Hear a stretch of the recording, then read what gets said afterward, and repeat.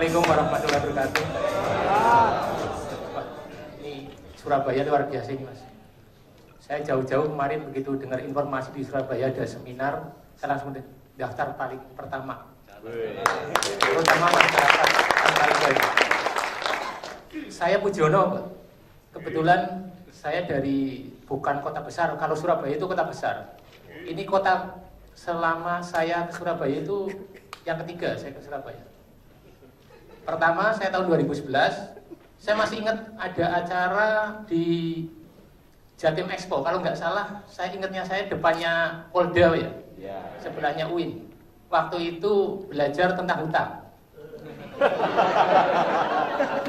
Panas Bu, saya waktu itu panas. Tahun 2011 saya datang ke Surabaya ngerasain panas.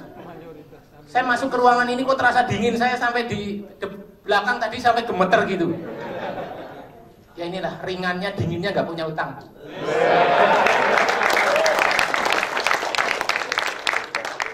Betul lah Pak, kata Pak Samsul tadi, setelah saya nggak punya utang, saya mau kemana aja rasanya ringan gitu. Dan saya tadi pagi ditanya sama teman, Mas lagi di mana? Lagi di Surabaya. Masya Allah, kemarin hari Selasa di Jakarta, hari Kamis di Bogor, hari Sabtu di Surabaya. Ngapain? Jalan-jalan. Kok jalan-jalan ke Surabaya? Banyak saudara di Surabaya, silaturahim. Ngapain? Bisnis saja. Silaturahim kan jadi membawa berkah, rezeki ada. Tadi saya duduk di belakang, setelah duhur saya ke belakang lagi Bu, ngurus siapa orderan. Bahasanya sekarang udah canggih, meeting online gitu kan. Saya kebetulan dari Banyumas Bu, nggak kota besar, kota kecil. Yang waktu dulu itu saya waktu punya utang dinyek Mas. Iya dinyek. Jawabnya ngenyek kayak gitu. Soalnya biasa makan mendoan karo geduk ngenyek.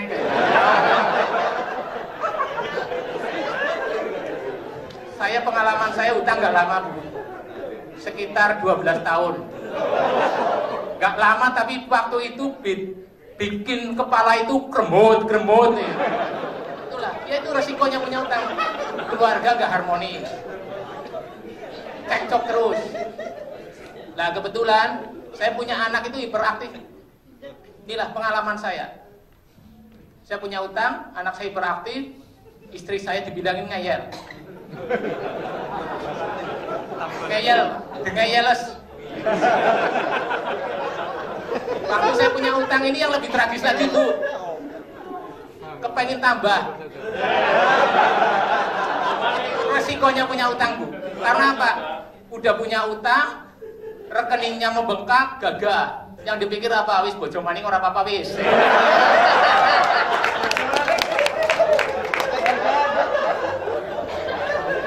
Pemikiran yang negatif saya ini, maaf ya kalau saya ngomongnya agak menggok ke sana Bu, soalnya kalau menggok ke sana saya ya harus jaga sih. Harus jaga. Kebetulan istri muda saya kan nggak tabawa gitu. Nah, ini pengalaman, bawanya pulang kerja itu emosi. Kalau nggak tertahan emosi, suruh mandi anak aja. Anak saya kebetulan namanya Sultan. Tan mandi, nanti Pak. Tan mandi. Kalau udah nggak kuat, yang melayang itu bukan tangan. Ciduk siwur, tahu nggak siwur? Itu melayang Pak. Plus saya ingat aja sampai sekarang. Nah itu dari siwur Mas. Ciduk apa siwur Mas? Ciduk ya. Ciduk. Terus pokoknya saya mau ngomong apa aja tenang aja lah, nggak punya utang nggak mikir.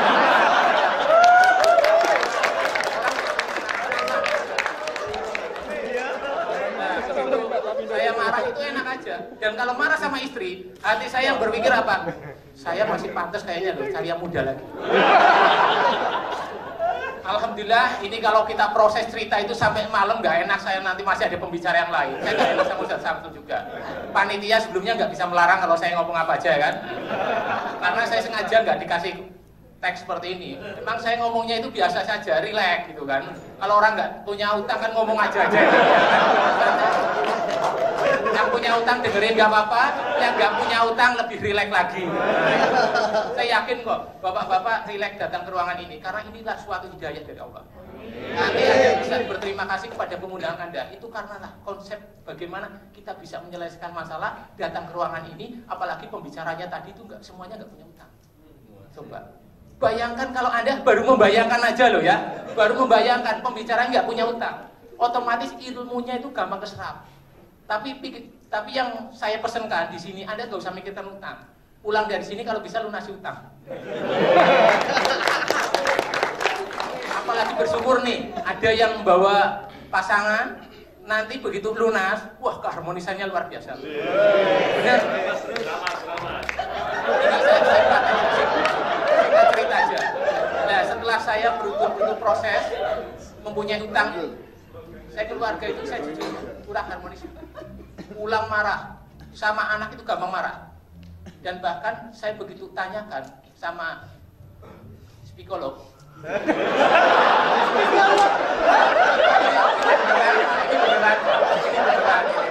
konsultasi masalah anak dulu. Ini konsultasi masalah anak. Pak, nggak bisa marah Pak dengan anak. Begitu saya keresin anak, itu anak juga tambah keras. Nah ini singkat cerita aja, nanti banyak ketahuan saya nggak enak. Nah saya tahun 2014, saya ketemu sama teman saya, aslinya dari Pati. Maaf loh, Pati itu banyak paranormal, tapi ini bukan paranormal. Nah begitu saya tanya, ada nggak kira-kira pembicara motivator yang ceritanya itu tentang Islam? Saya selama waktu tahun 2011-2012, saya belajarnya, maaf, ini muslim semua ya? Alhamdulillah. Saya ikutnya dengan belajar orang-orang kafir. Orang-orang kafir, betul saya ngerasain sendiri. Nah, orang-orang kafir yang diajarin apa? Utang semua, Pak. Mikir. Apalagi, ya tadi betul kata Pak Samsul, bulan itu lebih panas, karena kan mikir terus setiap bulan. Cermut-cermut matahari sebenarnya, tapi bulannya lebih panas. Karena malam itu mau tidur aja masih mikir besok ada cicilan enggak. Buka kalender enggak masalah jadi korban. Itu resikonya orang punya utang. Makanya sekarang kok kalau bapak-bapak masih punya utang, kapan mau buka ibu?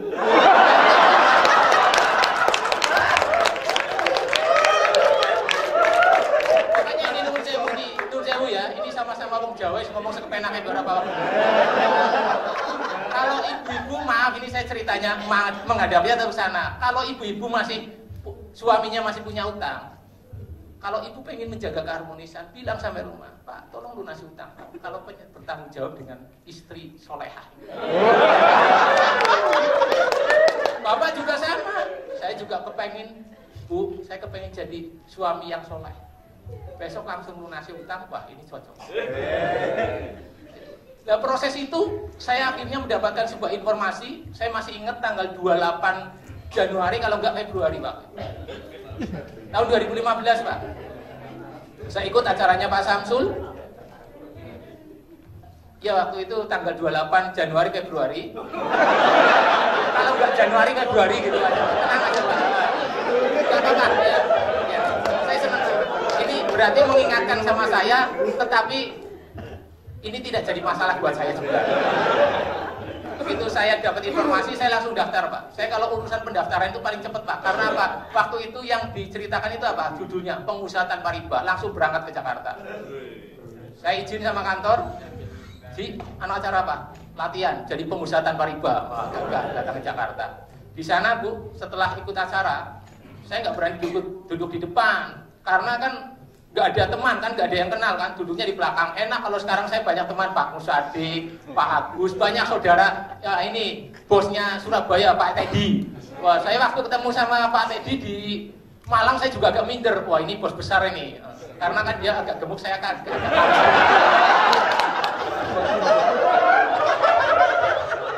ketemu, makanya sekarang saya waktu di Jakarta saya duduk di belakang. Begitu acara dipandu, wah senang, sampai duhur itu senang Pak, wah semangat. Habis duhur Pak, kan senam, tadi nggak ada senam, di sana ada senam pinguin Pak. Pengusaha tanpa riba itu antik acaranya Pak, ada senam pinguin segala Pak. Nah begitu senam pinguin, ada senam yang lain Pak. Nah begitu senam, lagi miring-miring gini Pak, lagi senang, lagi semangat-semangat ya Pak. HP itu bergetar, rut, rut. Saya buka Pak, apa yang dibaca Pak? Tagihan Pak. Begitu gini lemes Pak.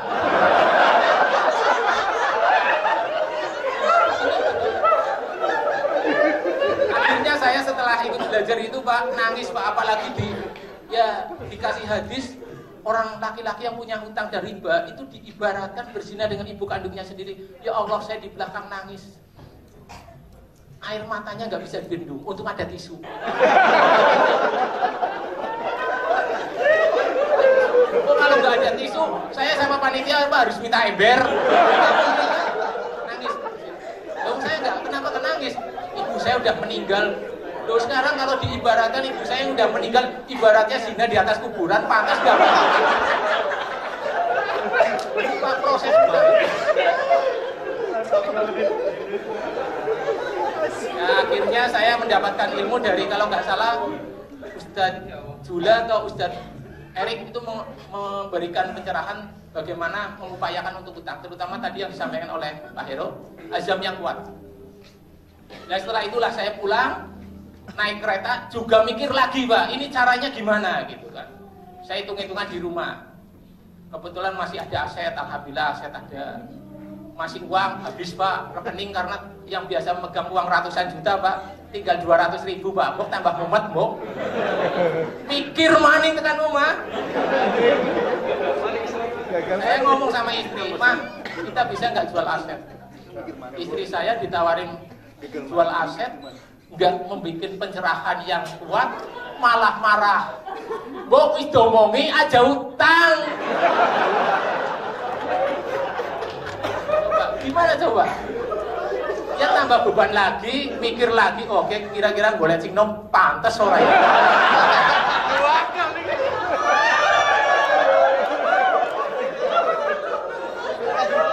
Singkat cerita, istri saya membolehkan, alhamdulillah jual aset. Oh, tak kira boleh yang 6 bulan, karena saya ancaman gini, "Mah, lebih baik cari yang muda atau jual aset ya?"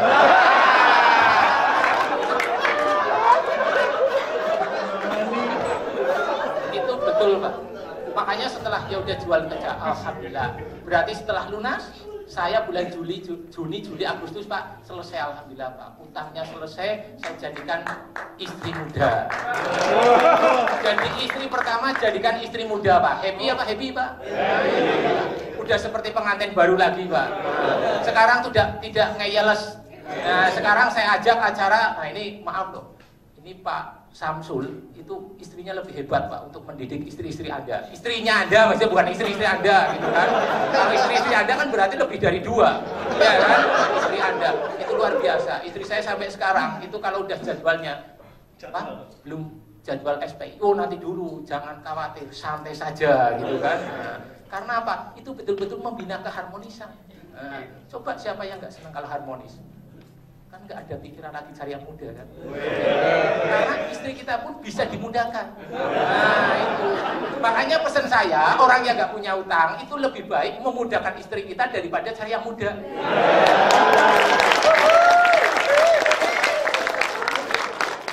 Nah, dengan proses-proses seperti itu, saya kebetulan kemarin itu hari Kamis dapat undangan dari pihak sekolah. Alhamdulillah dengan ilmunya sudah disampaikan oleh Ustadz Samsul, Ustadz Jula, dan Ustadz Erik, Ustadz Makbul juga. Banyak orang-orang yang sudah tadi berbicara di depan ini orang-orang luar biasa. Saya belajar beliau dan bahkan saya jadikan dia itu guru saya. Makanya sampai sekarang saya tidak akan berhenti untuk belajar. Karena saya punya visi. Saya harus berdakwah tiada henti. Dan saya harus belajar sampai mati. Alhamdulillah kemarin saya dapat undangan dari pihak sekolah, saya untuk menjadi narasumber dari sekolah-sekolah se-Kabupaten Banyumas.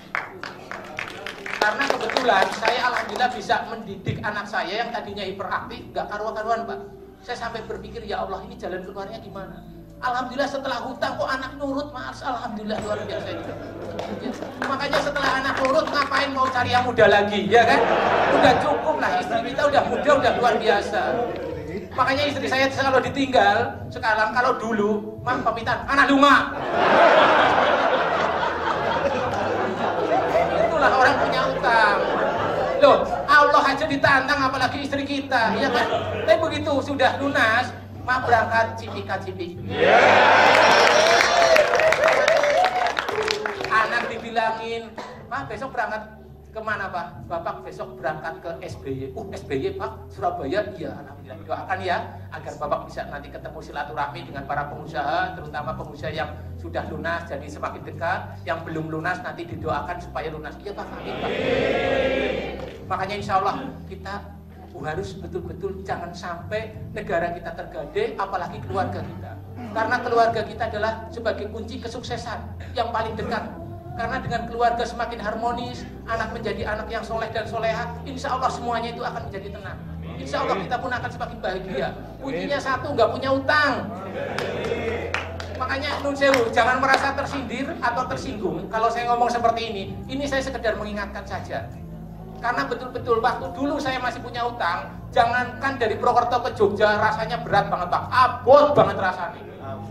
Abot bener abot, ngerti abot ya Pak? Iya. Abot, berat lah kalau bahasa Indonesia. Tapi sekarang, jangankan Surabaya, Papua, Balikpapan, Banjarmasin, sampai Pontianak, itu saya sebagai langkah awal, bukan langkah yang luar biasa. Langkah awal.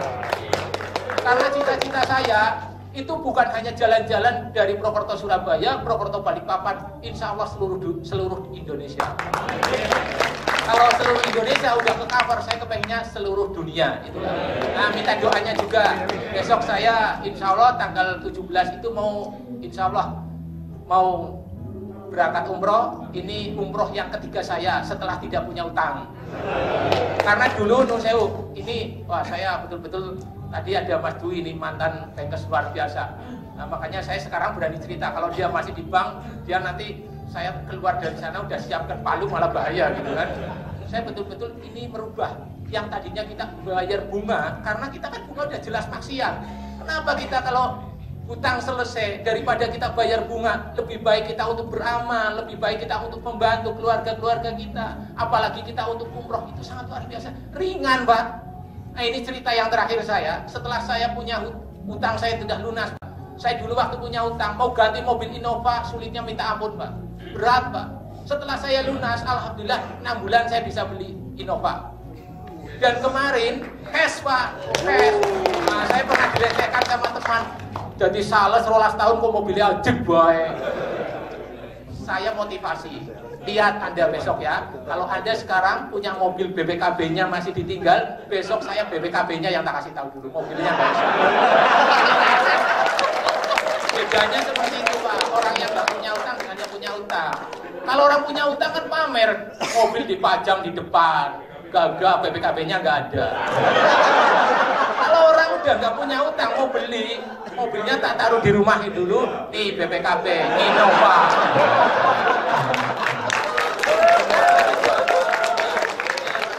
Alhamdulillah, mudah-mudahan saya minta doanya juga supaya saya tetap istiqomah menjadi orang yang baik. Saya juga doakan mudah-mudahan semua yang masih punya utang cepat selesai.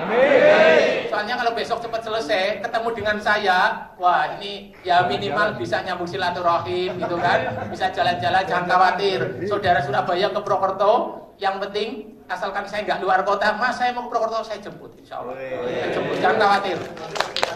Tenang aja Mas.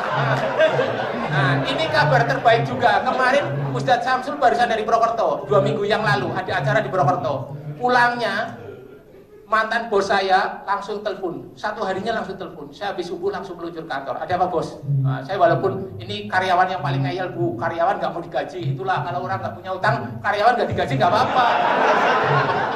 Saya ngomong ada apa bos? Ji, aku ingin melu acara Ustadz Samsul. Wah, kayak ngomong bahasa Jawa titik-titik ya karena Jawa gitu. Kepengen lunas utang, oh siap, gimana mas? Ini saya ada uang, cuman uangnya kurang. Ini mobil saya jual gimana? Ya silakan jual. Ada 4 orang yang melihat, mobilnya nggak ditawar. Mobilnya nggak ada yang nawar. Lah yang terakhir saya begitu masuk kantor, lagi transaksi, orangnya nggak nawar mobilnya, bos malah nawar mobil saya. Ya sama saya, ya silakan kalau mau dijual, jual. Alhamdulillah 10 menit jadi uang. Itulah mudahnya orang gak punya utang. Ya, saya ngomong, dah bos uangnya dipakai aja dulu. Gak apa-apa buat nyor utang. Bos saya bingung, akhirnya diganti dengan Innova yang terbaru. Proses luar biasa Bu. Alhamdulillah. Alhamdulillah, itu saja yang perlu saya sampaikan. Mudah-mudahan kita nanti suatu saat bisa bertemu lagi, bisa bersilaturahim. Saya mohon maaf kalau ada kata-kata yang menyinggung. Ini bukan semata-mata saya meremehkan Anda, Mas. Ini sekedar sharing. Saya bukan guru, karena saya sekolah aja kuliah nggak selesai. Itu saja yang perlu sampaikan. Kurang lebihnya saya mohon maaf. Wabillahi taufiq wal hidayah. Wassalamualaikum warahmatullahi wabarakatuh.